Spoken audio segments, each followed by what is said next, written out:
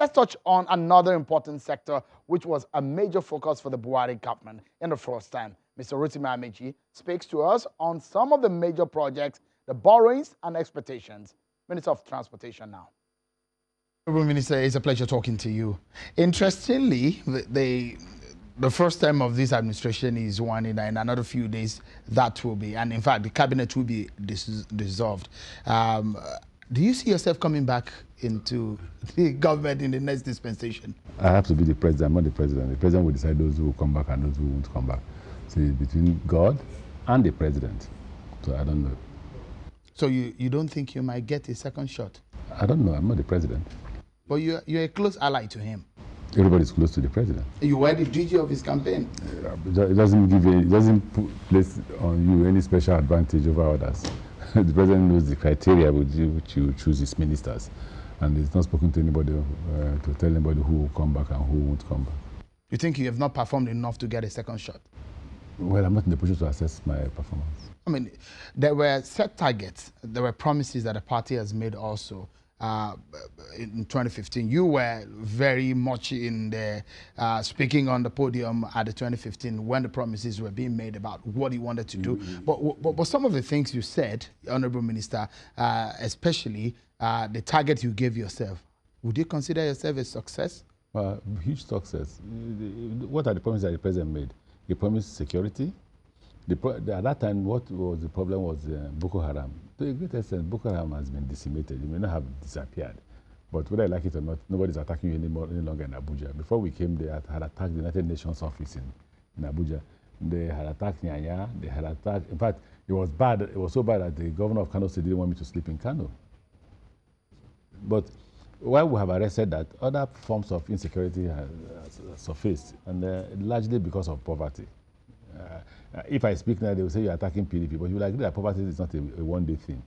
You will agree that the way the budget, the economy was managed, increased the rate of poverty. Instead of taking people away from poverty to wealth, instead of creating wealth, we continue to sink to the point where we overtook India as the #1 country in the world that has the majority of poor people in their economy.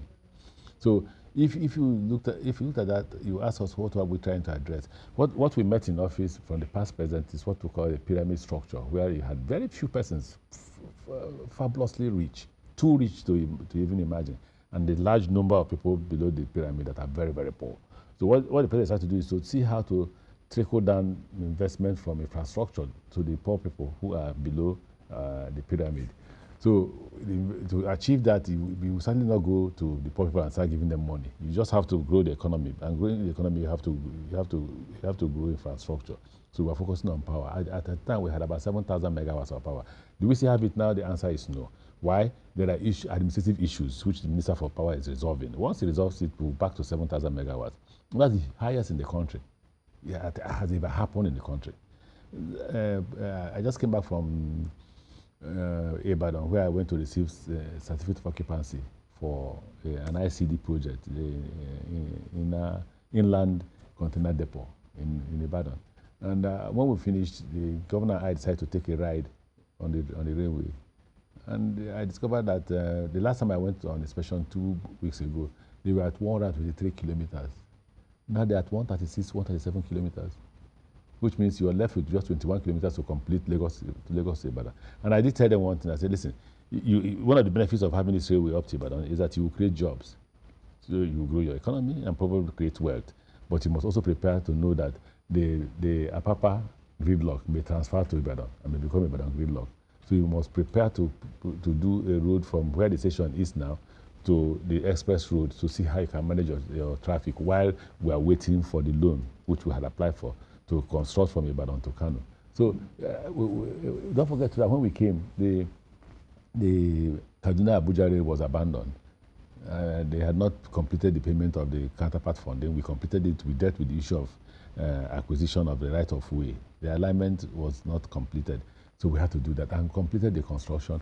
Put commercial activities by bringing in coaches and locomotives on the track, and today it's become the star project that people want to use. I mean, you had said that you were going to finish the Lagos-Ibadan standard gauge rail in June 2019. But is that still realistic? I just told you now that 21 kilometers is what outstanding, 21, and it's 4 kilometers per day. So when do you think that by the first week in June, they should be able to get to the end of Ibadan. They are already in Ibadan, don't forget. They're already in Ibadan. The last station is in, what do you call it? Muyiwa. Is it Muyiwa? What do you call it? There's a place in Ibadan. Now, where we came down was in Amiodio. Amiodio is in Ibadan. We had to drive from there to the airport. So they're already in Ibadan. But we're talking about at the station. And it's 21 kilometers away from the station. And so if they do 4 kilometers per day, we expect that between now and the end of the month, they should be able to get to or first week in June, they should be able to get to the station. Tell us in vivid term how you think the Lagos-Ibadan rail line will stop the traffic at Apapa. It will, but my fear is that if we don't continue from Ibadan to Kano, then we are leaving the problem at Ibadan. But since that you said that we need almost 6 trillion or so for our rail project. Yeah, so are we going to get that? The problem is definitely going to... We've applied for a loan facility from China. If we get it, we'll continue to the construction from Ibadan to Kano. Once we do that, you see that this will be dissipating. The goods will be dropping the goods. The ones going to Ilorin will end up at Ilorin. The ones going to Kano will end up at Kano. And that way you reduce the traffic because you transfer the goods on the land to... We transport nearly about 30 million tons of cargo per year from that Apapa to Kano. Now, as we are transporting it, only 200,000 for now go by rail. So imagine if you transfer the remaining 20-something million tons on that track on the railway. You see how relieved the roads will be. We won't have much of the pressure that we have now on the roads. Why is Nigeria getting more and more the standard gauge rail line with maximum speed limit of 100 kilometers per hour compared to what's the maximum speed limit? Get your information right. Construction speed is 150 kilometers per hour. 150 kilometers. But why are we doing standard gauge line when others are doing bullet trains in some other cities? The same standard gauge. Bullet train, no bullet train, you use standard gauge. You're buying more locomotive. So it's not about the gauge. If it's the gauge. Why are you not upgrading the technology? The technology is upgraded just for me to go and buy. It depends on what type of locomotive I buy, the speed of the locomotive. It's just about the engine. It has nothing to do with the track. So if I go to say, look, now I want to buy a 150 kilometer per hour locomotive, I'll put it on the standard gauge, and it will take me to Kano at 150 kilometers per hour. But for now, the construction speed is 150 kilometers per hour, so which means by right to go to Ibadan, a speed train will take you there, express train will take you there in an hour because it's 156 kilometers. So it should be in around Amaechi or whatever I call it, in 1 hour. This is a speed train. But if you stop in all the stations, you expect to get there before 2 hours. A lot of people will be thinking that fine, rail, water, and several other means of transportation should come together to ease, transportation and trade. Are you considering working on other means of transport? Because I know this administration is focusing so much on rail transportation. We have availability of resources. If we had enough money, we'll do everything at the same time. So what we're doing is we're fixing maritime sector as it pertains to the seaports and all that. When we finish and we have money, we'll do the inland waterways. Already there are activities in the inland waterways, but not enough to transport goods around the hinterland. So we'll do that. We're looking at the intermodality of transportation. Of course, it's operational, but we need to enhance efficiency.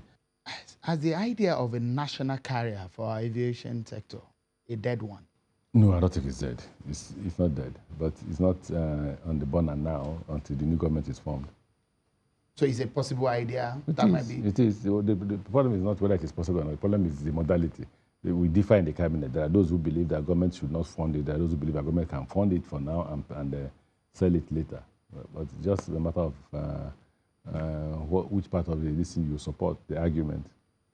Your government, the APC and the party also made a lot of promise in 2015 or before the 2015 election in terms of what you want to do. No, you're reading social media. No. We made some of the things that, what are the promises you made? Security, economic growth. Specifically on transportation, Minister? No, we didn't make any promise.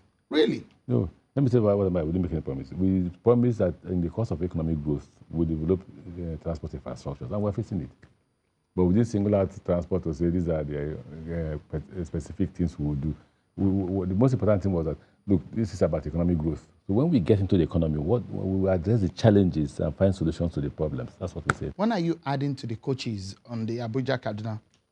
You're right. What's it called? The MD of MPA, of Nigerian Local Corporation is here. And I'll ask him, because I had given this directive more than 2 weeks ago, that they should move 2 coaches from Itabewari to Abuja Kaduna. Because Itabewari is currently doing, it was doing 100 when I made that decision. Now I heard they're doing 200. But even if they're doing 200, it's not still enough not to take away 2 coaches. We must take away 2 coaches to be able to build this in Kaduna, Abuja. Secondly, we have also placed order for the Lagos Ibadan. There's a contract of about $500 million, which we've awarded. And from there, we'll take some coaches and locomotives and put in the... You see, I think I say, if we put 10 locomotives in Abuja, Kaduna now, it will resolve the problem. The moment you resolve the problem of insecurity on Abuja, Kaduna Road, so what happens to the 10 locomotives you put there? It becomes useless. If you look back briefly, would you say, in terms of transportation, the Buhari government is a success? What would you say? I'm just a journalist. No, journalists are human beings. You live in Nigeria. Yes, but if I pass my judgment, it will be as though I'm passing a judgment. Once we complete Lagos Ibadan, you will be among those using it. so you should be able to answer that question. You see, as a journalist, you must look at the things we met on ground. There are a lot of things that were abandoned. I told you about the pyramid structure that we met. The pyramid structure is such that you have men who did nothing but had money. And now we're trying to say, look, you must be productive. Our economy is not productive. You know, when they talk about seaport is active to the point that you can export. What are we exporting? So for us as government, the Buhari government, is to build those infrastructures that help in creating wealth. So we're going to focus on power, we're going to focus on transportation, and the 3 to 4 forms of transportation will be of interest to us. We focus on housing, we focus on water, those things that make the economy grow. That's our target. That way you reduce But you've not told us whether you have impressed Nigerians or if you will impress yourself as a government. We're not in a position to assess ourselves. So you tell us, have we impressed you? No, I can't say. That's what I'm saying. I'm a journalist. So go to the street. It's difficult for me go to to say. the street and ask that question. If Nigeria, if it's still business as usual. But I think the problem of Nigeria is the problem of the problem of inadequate infrastructure. We are beginning to face those things. All these questions you're asking us, if you had asked the past government, we wouldn't be here. You know? We were asking them. But you were part of that government. Let's close. I'm very proud about what I did in River State. I'm extremely very proud of what I did in River State. But the rail that you started is not... we finished. We finished. The only thing that was remaining that was that we were advised by the experts to expand the number of... in the station, this is where the locomotive can rest. Since we think we will have more than 1 locomotive. Because what we did was we bought just 1 locomotive. Now, because we're expanding, what was meant just 1 billion naira. And somebody came and said, oh, it's expensive. If it's expensive, why not bring the cost and compare it to global costs? You don't need to go anywhere, just go on your internet. If it exceeds the actual cost, we refund the rest. They say you don't give credit for Obasanjo to Jonathan. Some of those who have prepared a 25-year roadmap. And some of the Jonathan government would set some of the standards of, for example, Abuja Kaduna Rail. That you came into government, after a year or so, you completed those projects and you took the glory. Those are the criticism against the government. You know, they've been unfair. Both the speech by the president and the speech by me, we acknowledge the fact that Abuja Kaduna was 80% completed. 80. We didn't even say 40 or 60. So you just walked into the room and you... No, it was more than that.